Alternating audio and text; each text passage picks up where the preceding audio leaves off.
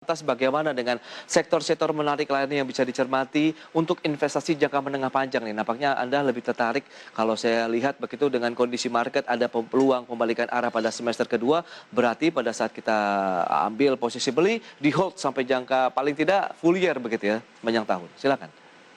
Iya, kita sih masih overweight-nya itu memang di sektor perbankan ya, karena kalau Oke. kita lihat nanti seiring saat ini kan masyarakat masih cenderung menaruh uangnya di perbankan. Jadi seiring bunga rendah harusnya dana murah perbankan itu meningkat ya, dan kita lihat ke depan ya justru potensi dari pemulihan peningkatan kredit seiring kita lihat adanya relaksasi PPNBM dan juga pemulihan aktivitas konsumsi pasti juga akan mendorong dari peningkatan aktivitas industri dan juga dari global ekspor industri pengolahan kita kan juga berhasil mencatatkan pertumbuhan yang positif dan juga cenderungnya nanti komoditas dan industri pengolahan ini kan bisa mendorong lagi nih aktivitas dari peningkatan aktivitas industri. Jadi akibatnya nanti ekspansi terhadap permintaan potensi modal kerja, juga kredit investasi dan juga ekspansi PMTB.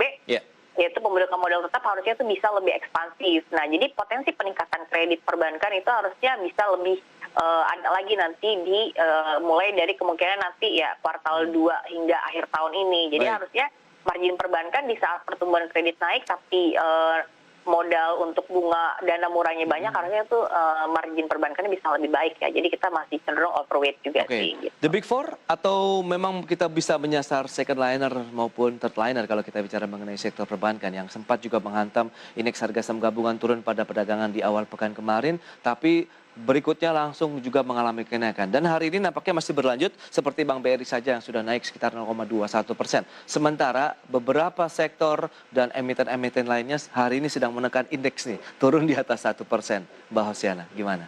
Iya, jadi memang ya masih yang 4 bank itu, 4 bank utama, dan kalau dari second liner mungkin kita masih lihatnya ini ya, masih agak berat nih, karena nggak terlalu, memang seiring ada momentum digitalisasi ya, seperti kalau kita lihat yang lagi tren kemarin seperti Bank Jago dan juga beberapa bank-bank digital, calon bank-bank digital lainnya ya, di mana bank-bank dengan small cap itu juga terus naik, tapi kita lihat sih itu cenderung masih short term ya. Jadi maksudnya kalau untuk investor kita menengah panjang sih kita masih yang 4 bank itu, karena kita lihat dari target price-nya juga masih cukup menarik ya. Khususnya kalau kita lihat BCA sendiri saat ini kan masih udah cukup murah ya, maksudnya walaupun memang masih mahal tapi ini turunnya udah cukup signifikan dari dia sempat menyentuh harga tertinggi di sekitar 37.000. Sekarang kan BCA sudah di bawah 33.000 ya kalau kita lihat.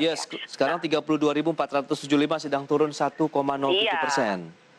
Nah, jadi ini sebenarnya kalau kita lihat momentum yang pas juga ya, tapi mungkin mau masuknya sekarang juga sudah bisa tepatnya untuk perbankan seperti BCA, dan juga kalau kita lihat seperti Bank Mandiri, BNI, karena itu target price kita upside-nya masih cukup signifikan gitu, karena BCA sendiri kita target price-nya kan di 38.000, dan Bank Mandiri itu di sekitar 7.700 dan juga Bank BNI di 7.600. Jadi potensi upside-nya masih sangat menarik gitu untuk jangka menengah panjang. Baik itu BBCA, Bank Mandiri, Bank BNI, dan BBRI bisa menjadi pilihan justru di tengah pelemahan yang terjadi seperti BBCA, Bank Mandiri, kemudian BNI ini menjadi peluang yang kita mengambil posisi beli, kecuali memang BRI saja yang masih mencoba bertahan di zona positifnya. Bahwasanya kita akan jeda kembali nanti di segmen berikutnya, kita akan bahas saham-saham yang Anda jagokan nih untuk menyikapi perdagangan hari ini.